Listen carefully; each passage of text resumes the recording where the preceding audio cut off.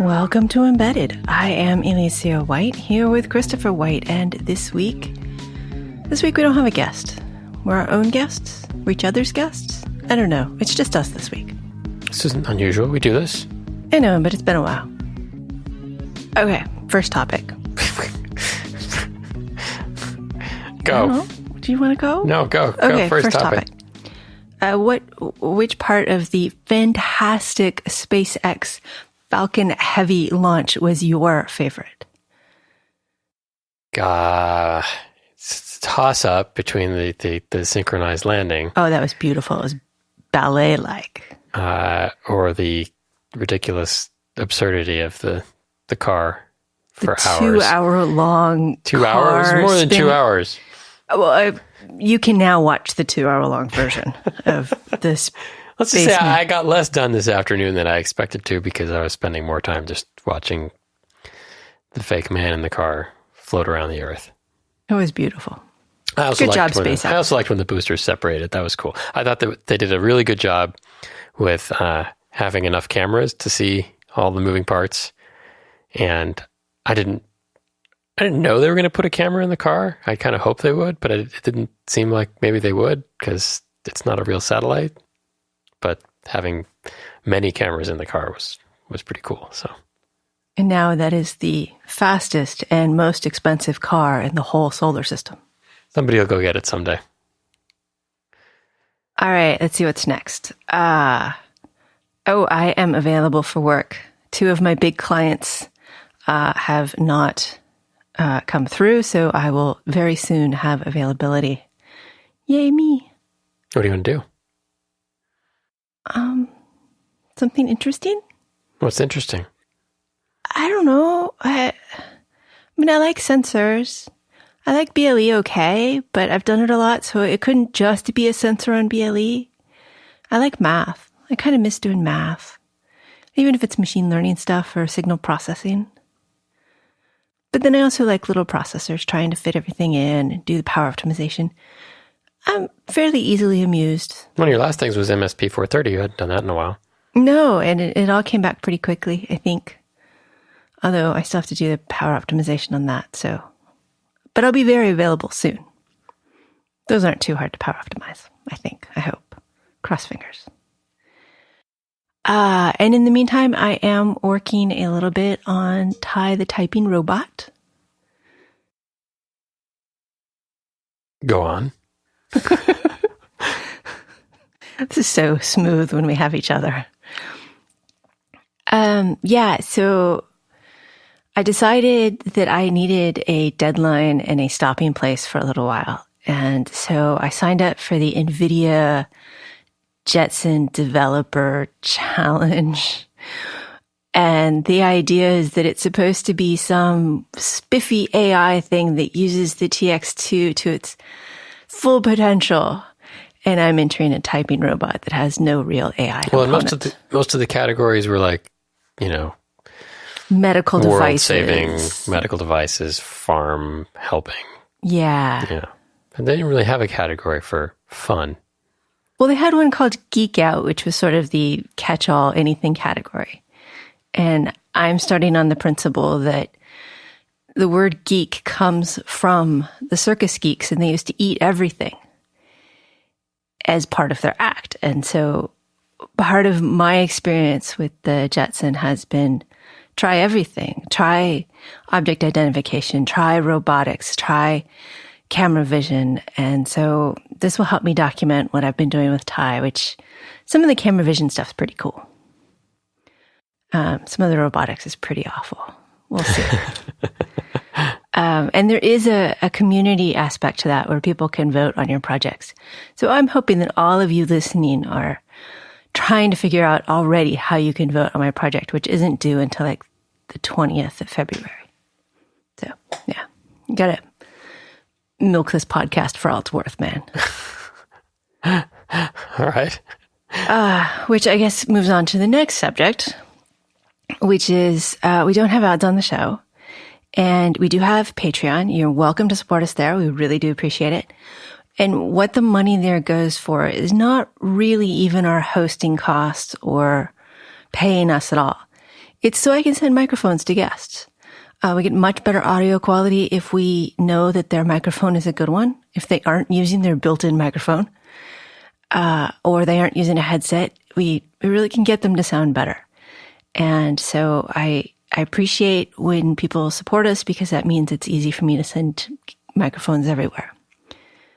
Yeah, I guess that was all with the Patreon. Well, Patreon kind of, they said they were going to change the rules, so I changed our setup, and then 5 minutes later they changed it back. 5 minutes later they changed it back, but I'd already changed. It was all so, and so we lost half of our. So we lost half of our donations, which is still fine. I'm still managing to send mics out. Okay, ChordBot.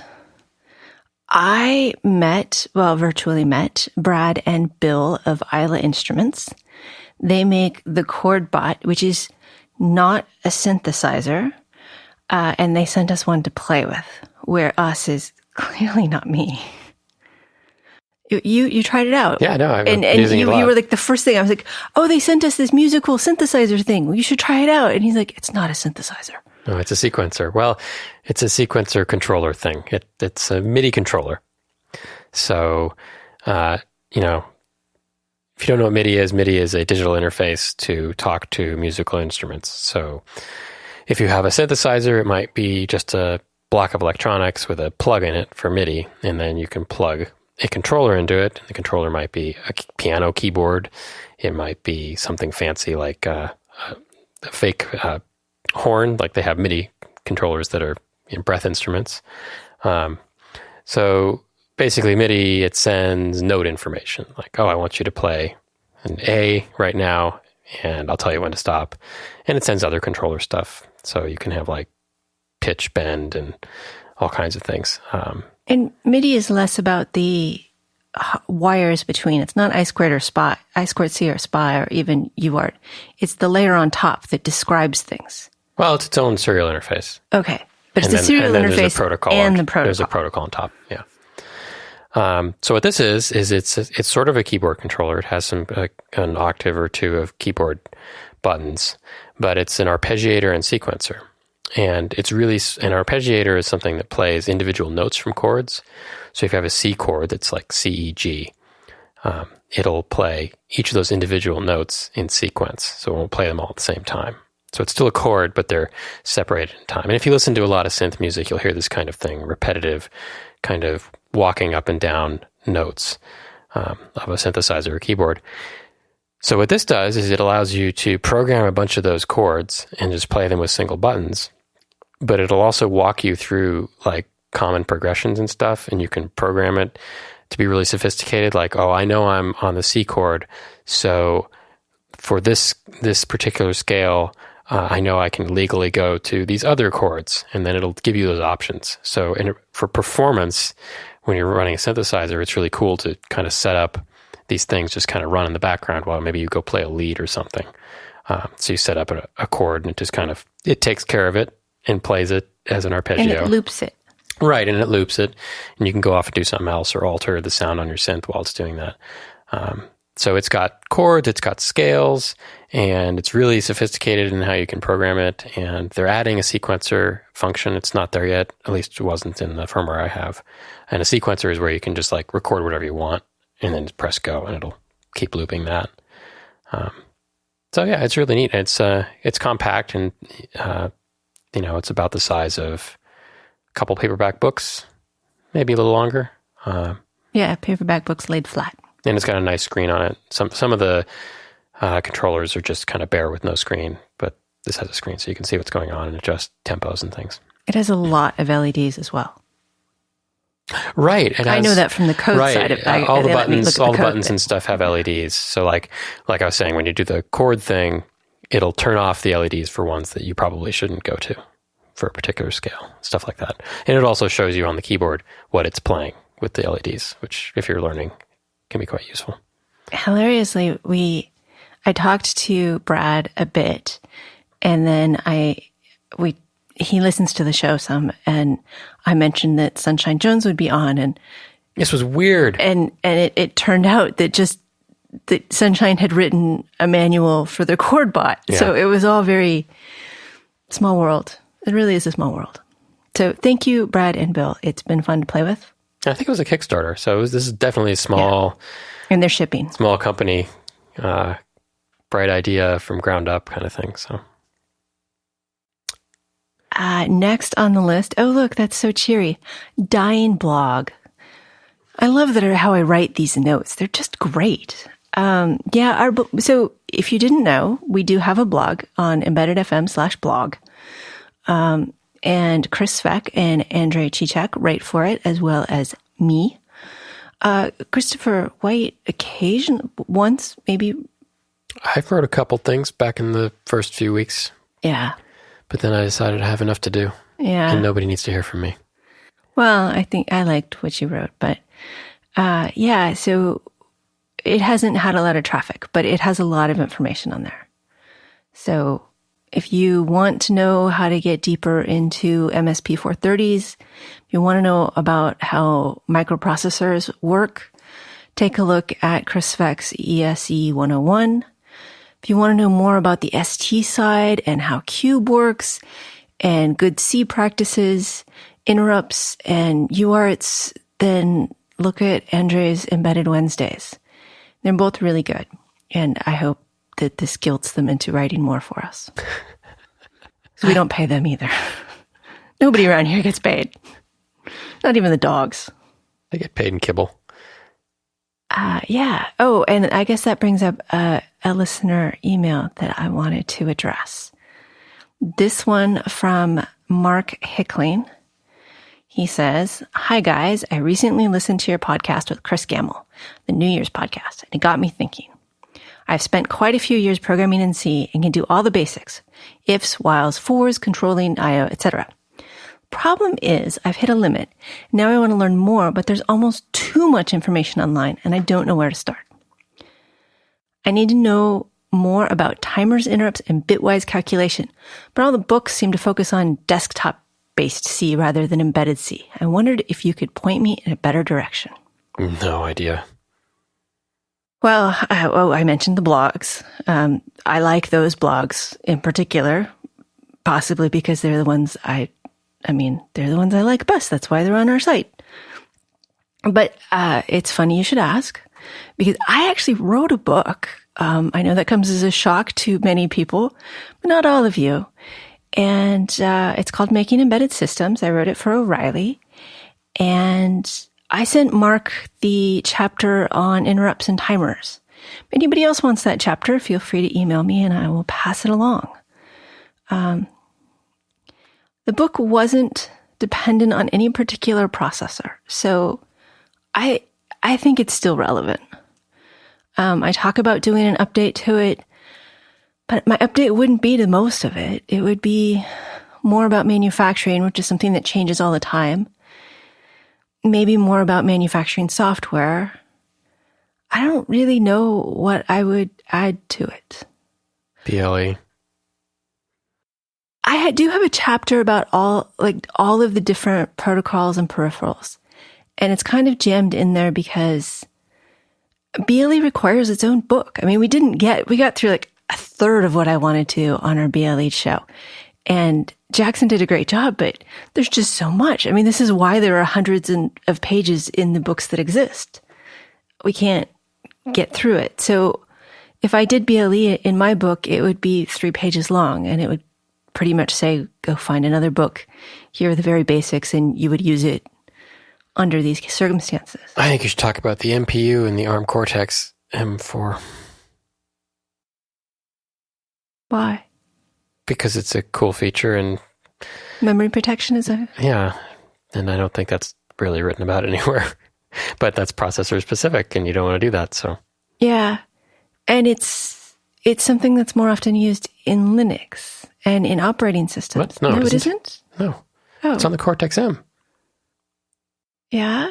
Okay. Those don't run Linux. No, so what are we using the MPU for? RTOSes? Yeah. Okay. All right, well then we're agreed. Next on my list is learning via YouTube. Do you watch YouTube videos? Occasionally. I've been looking at a few on building synths. I find them frustrating, some of them. Why? Couple reasons. One, YouTubers who are successful seem to have picked up kind of a style, which is,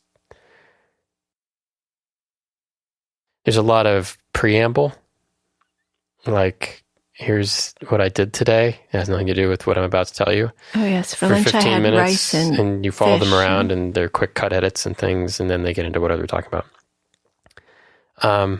It's hard to find the information you're looking for. Like, if there's something specific you're looking for, you can't skim like in a book to find a particular thing, right? It's not organized that way. It's somebody talking for like a podcast. This is, nobody listened or pay attention to what I'm about to say, but it's hard to find. If you're looking for some specific piece of information, you can find a video on it, but then within the video, sometimes it's not well organized enough to kind of go, oh, okay, that's the thing I'm looking for. So I tend to like the ones that are more like lectures, where it's like, okay, there's this, and then the next one will have this, and this person is teaching something that they've thought about at least long enough to have a series. So some of those are okay, but I find there's a little bit too much entertainment, even in the educational ones, to get much out of it. There was a Kalman filter video that kind of prompted this note. Oh, is this the one that Matt Godbold has been sharing? Oh, I don't know. It is...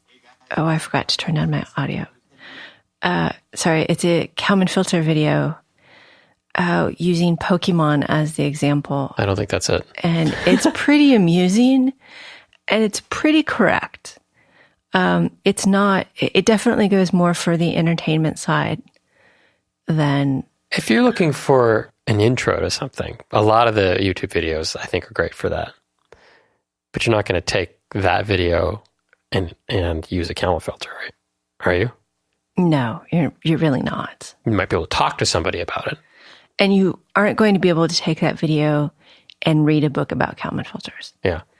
I had that problem even taking the second term of the Udacity self-driving car, that what I was learning there felt very deep and mathematically rigorous. But then when I went to the book, it was, I had no... There was still a gap. There was a huge gap, and I hated it. It made me very unhappy. I still feel like someday we're going to be able to make an education out of YouTube, but I haven't figured it out yet. There's stuff there. It's just... You have to find people more than... I mean, because if you just search for Kalman filter, you get a lot of things. But there are other video sites, depends on your goal, right? If your goal is to learn something in a way that you can apply it, you're probably more likely to find one of the online course sites or Khan Academy or something that's role is to teach you, rather than kind of, here's a cool thing I found, or here's a cool thing I did. It's inspiring, but I don't find, even when I find very specific videos, like there's one I watched about building analog synths, and it was pretty good. But the guy, he walked through his schematic for the thing he was doing, and I learned a bit. But mostly what I learned was I needed to go find something more deep before I could do anything with it. And maybe that's just finding the right level of video. Maybe that video was like, oh, you should already know this stuff. That's one of the hard things about it being on YouTube instead of in a class format. Is class format has prerequisites, and YouTube doesn't, so you can end up in the deep end when you didn't intend it. Yeah. I was kind of hoping that I could trick myself into watching educational videos instead of some of the novels that I read that aren't really very good. But sometimes I'll be halfway through a novel and I'm like, I don't care about any of these people, but the completist in me needs to finish it. Yeah. And I was trying to get myself to watch more YouTube videos for that. But I haven't. A lot of YouTube to me feels like adult Sesame Street. Which was what I was looking for. Yeah, but no one comes away from Sesame Street knowing how to do math. they learn maybe the basic numbers in the alphabet, but they don't learn maybe how to spell or grammar. So it's all very shallow surface. The things that I've seen, people don't email me. I'm sure there's great videos on YouTube. I don't go there that often. And when I do, I don't have a great experience. So, but a lot of it's, experiential kind of stuff. Like Ben Krasnow's videos are great and they're exciting. And I feel like I learn things, but it's more like, it's more like watching nature programs or something where you learn some cool fact about science or nature, but it's your goal, right? Do you want to learn how to do something or how to take in a subject at a deep level, or do you want to be entertained? I still maintain that most of that stuff is kind of sciencey entertainment. That's true. And from Ben's videos, which I do like, I get, the factoids, a couple of science factoids, which I like. I think the thing that I take away most is his fearlessness. I mean, yeah, there's all sorts of positive stuff. Any freaking thing. Yeah. There's all sorts of positive stuff to get out of it. It's just, all right. When I'm going there, it's usually an entertainment mindset. It's either an entertainment mindset or a no nonsense, please just give me the information mindset, and both of them seem to have downsides for me. Yeah, when I'm looking for information, I still go straight to Google and look for pros. Yeah, and pros is so much faster for me. Okay, well, I just wondered what your thoughts were on that. Speaking of pros, Usbourne. Do you remember the Usbourne children's books? The what? In the 80s, and they taught you how to program. No, I linked to these. You did. You linked to those. Yeah.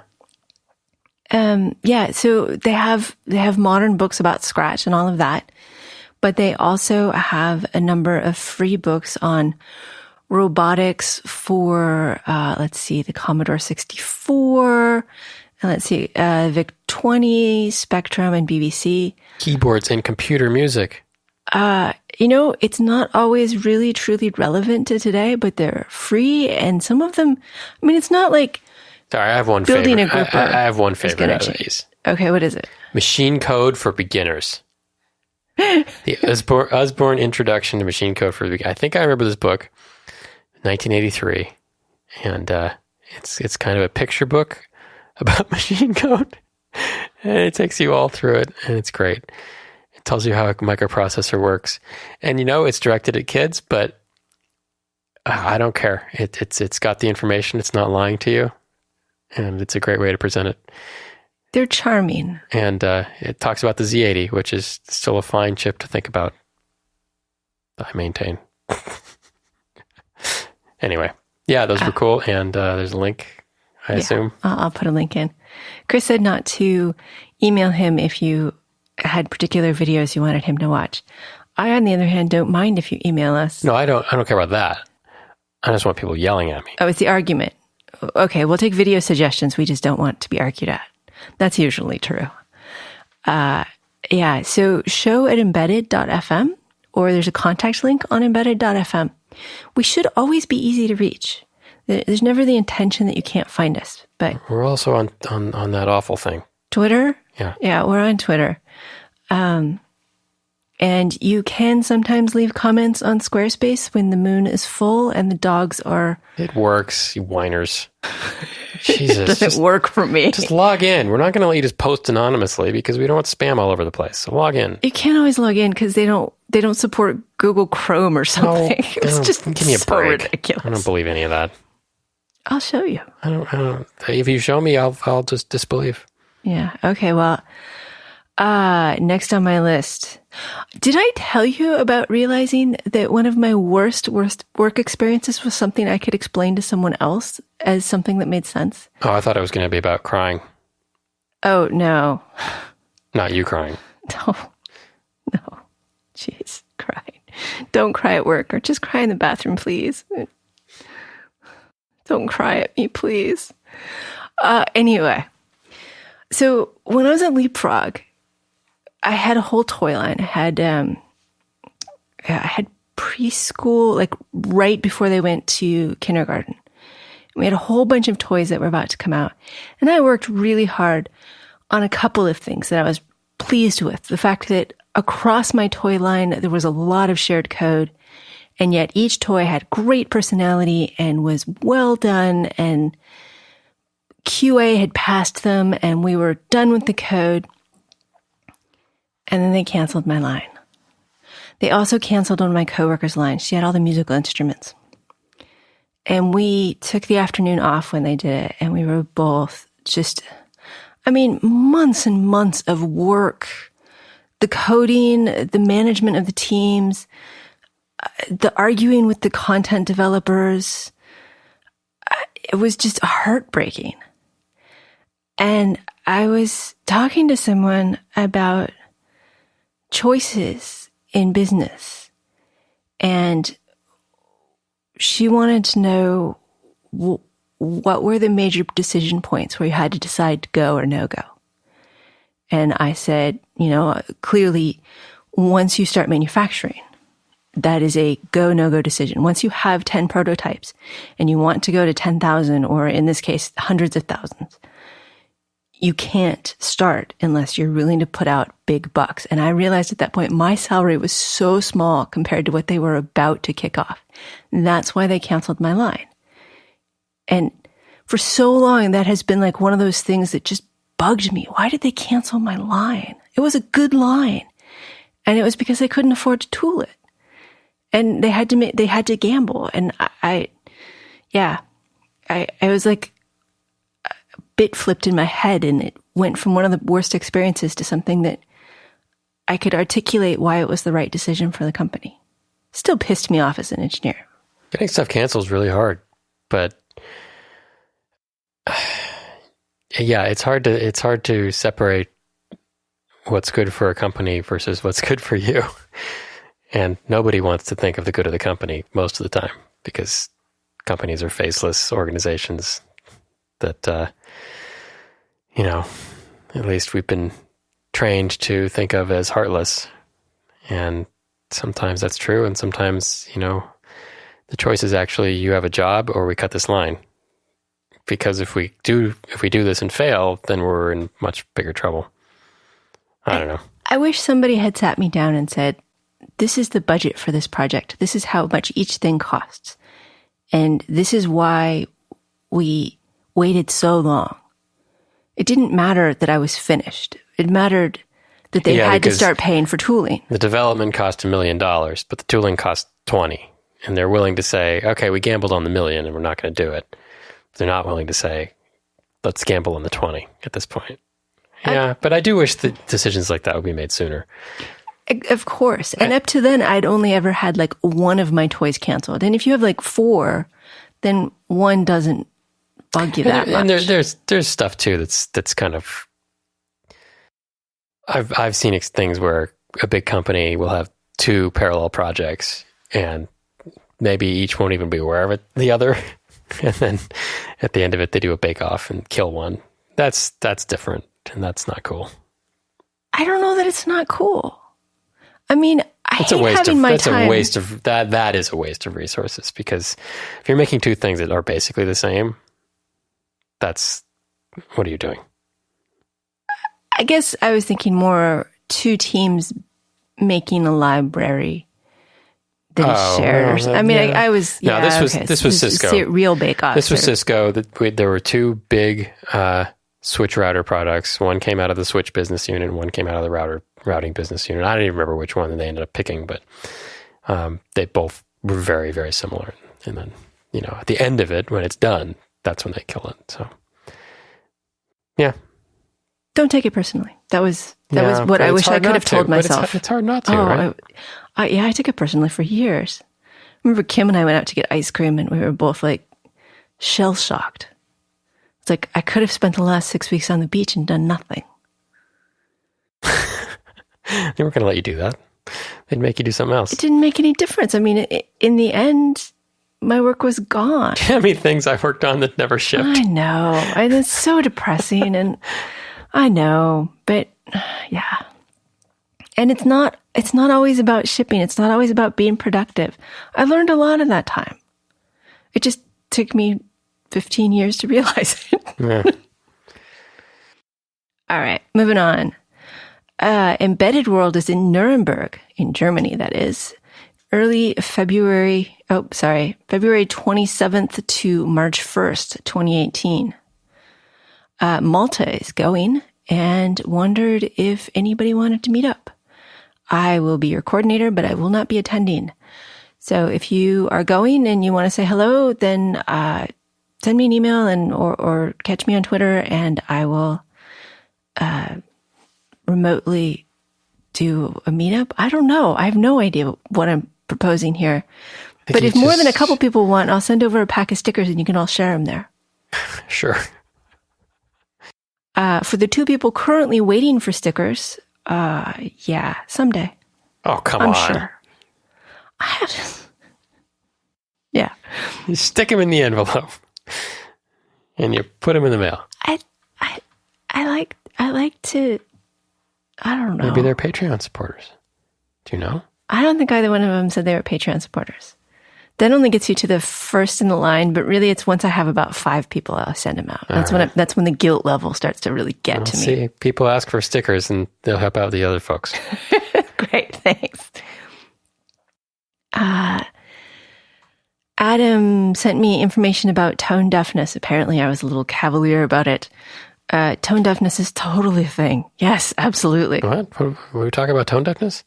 No, we talked about me reading about that you can be trained in perfect pitch. No. That it's not as genetic as people used to think. Mm-hmm. It's still really hard. And it does better if you start training at a young age. But even adults over a 6-month period of like 4 hours a week could get there. Mm-hmm.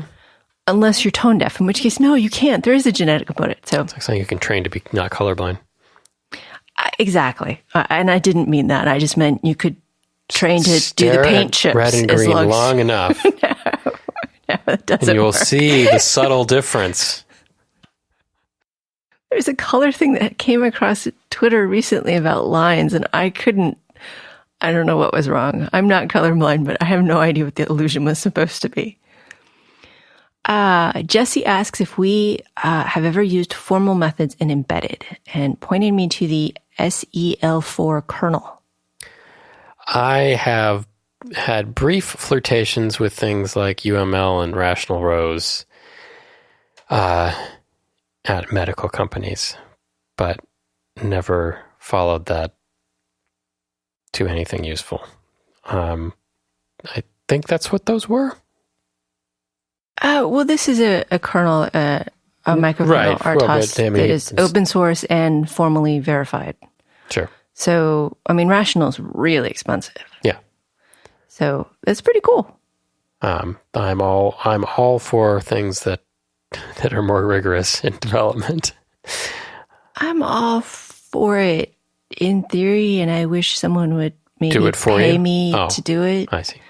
I don't, the slapdash things. Well, nobody wants, that's the thing. Most of the kind of work we're doing, nobody's going to bother to do that. But things for like operating systems, that's a good place to do it. Yeah, I would look at it more the next time I have a medical client. And that, when at every place where we were looking at doing more rigorous development, whether it was having full coverage unit tests or verification tests and all that kind of thing, we always ended up with a choice at the end. Okay, what are we actually going to test rigorously? Because we can't do it all sometimes. And it was always, the stuff that gets called a lot, the libraries, support libraries, operating system stuff. The UI maybe would not necessarily get fully tested at the same level as maybe the RTOS. So yeah, formal verification, especially starting with the RTOS, seems like a good idea. I don't know what else to say about it. It exists. That was all. The SEL4 kernel. Yes. Okay. There'll be a link. Graham has notified me, thank you, Graham, that ST bought Atollic. Atollic makes TrueStudio, and they have made the Atollic TrueStudio Pro free for STM32 parts. That's actually really nice. I mean, I still am quite happy with VS Code for most of my development in GCC, but TrueStudio, it wasn't bad. Ever used it? Tell me about it. It looks like IAR and Kyle. It has all the debugging. Actually, it had some really nice debugging features. Yeah, it was. I mean, it was just another IDE, but a free, formerly pretty expensive IDE. Now, I don't know. It's cool. It's cool. I'm telling you. All right, I'm for more tools. For a lot of things tonight, more tools and fully verified art kernels, microkernels. Thor says, being a hobby embedded tinkerer, I've mostly honed my craft alone in some corner. Listening to you feels like having a nice conversation with friends over beer next to the fireplace. Is there a question in there? No, I just really liked it. It was nice. All right. It was just nice. Thank you, Thor. Jacob asks, have we come across any interesting applications of USB Type-C yet? Seems to have all the right features, and yet lots of things still come out with micro USB. I have found it very good for sending Apple and what's this other company that makes things a lot? Anchor money. Yeah. So that I can have all of these connectors all over my desk to connect things that I could connect before without connectors. So mostly USB-C in support of your 2017 MacBook. Yeah. Also, the power cable's a lot longer, but it doesn't have MagSafe, so I can kill my computer easily. Oh, no, really? Oh, yeah. It's just a USB-C port. You can put it into any of them, so they couldn't do that, Yeah. No, they killed MagSafe. Yeah. So, no, I have found no applications of USB-C other than to irritate me. Abe Klein. Do you think stuff is going to... I don't think small devices are going to switch for a long time because they'll just still have micro on one side and USB-C. I mean, this is ship a cable, right? Yes. I'm not in any hurry to change. I don't have any benefit to it. I mean, the only actual nice thing is it's you always plug it in the right way. That 1 second that I always do have to spend. I mean, it is always the wrong way. Still is not enough reason for me to buy all new gear. I haven't seen USB-C making its way into embedded in any way, shape, or form. I'm not even sure. Yeah, I mean, there's no host controllers for small micros or anything. I haven't seen any. No, not yet. Question from Abe Klein. Ruler of galaxies, devourer of worlds. I don't think we should be talking to this person. It just goes to show that when you fill out the contact message and you say, what do you want to be known as on the show? That is usually what I say. Abe Klein, ruler of galaxies, devourer of worlds, thought we would appreciate the artistry of the programming in the first Pokemon games. I sent a link talking about how they had to just shove in all of this stuff. Get really creative, like not using a piece of memory, repurpose it. You just can't leave it lying around. Only have a couple of registers, juggle them to keep track so we can restore them when needed. I mean, I think between that and the Usbourne machine code book, you will totally have an idea of how microprocessors work. It was pretty cool. Thank you, Abe Klein, ruler of galaxies, devourer of worlds. Reminds me a lot of early computer games. They were all like that. Because you couldn't...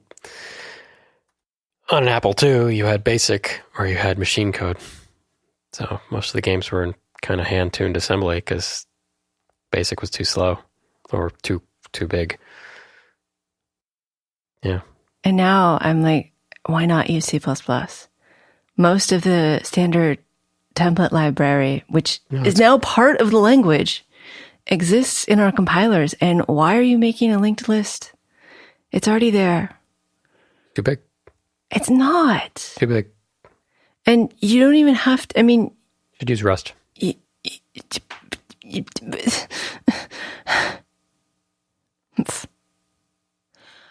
Well, that's the show for today. No, really, I'm out of topics. Do you have anything else? No, there was more here, wasn't there? I don't think so. Some of the other ones that are on there were things we covered with Chris Gamble. We could talk more about the Sunshine Show. I loved that episode. Yeah, I think I we had should so just much fun. Leave it as its own thing. I don't really want to rehash it. Rehash it, yeah. Yeah, you're just afraid. I am afraid. All right. Well, shall I say thank you to the people still listening? All right. So thank you to Christopher for whatever it is I do, co-hosting and producing and making us sound good and all of that. Thank you for listening. And now some Winnie the Pooh. Well, it just happened that you had been to a party the day before at the house of your friend Piglet. And you had balloons at the party. And you had a big green balloon. And one of Rabbit's relations had a big blue balloon and had left it behind, being really too young to go to a party at all. And so you had brought the green one and the blue one home with you. Which one would you like? You asked Pooh. He put his head between his paws and thought very carefully. It's like this, he said. When you go after honey with a balloon, the great thing is not to let the bees know you're coming. Now, if you have a green balloon, they might think you are only part of the tree and not notice you. And if you have a blue balloon, they might think you are only part of the sky and not notice you. The question is, which is most likely? Wouldn't they notice you underneath the balloon, you asked? They might, or they might not, said Winnie the Pooh. You could never tell with bees. He thought for a moment and said, I shall try to look like a small black cloud. That will deceive them. Then you had better to have the blue balloon, you said, and so it was decided. Well, you both went out with the blue balloon, and you took your gun with you, just in case, as you always did. And Winnie the Pooh went to a very muddy place that he knew of, and rolled until he was black all over. And then when the balloon was blown up as big as you and Pooh could make it, you were both holding the string, you let go suddenly. And Pooh Bear floated gracefully up into the sky and stayed there, level with the top of the tree, and about 20 feet away from it. Embedded is an independently produced radio show that focuses on the many aspects of engineering. It is a production of Logical Elegance, an embedded software consulting company in California. If there are advertisements in the show, we did not put them there and do not receive money from them. At this time, our sponsors are Logical Elegance and listeners like you.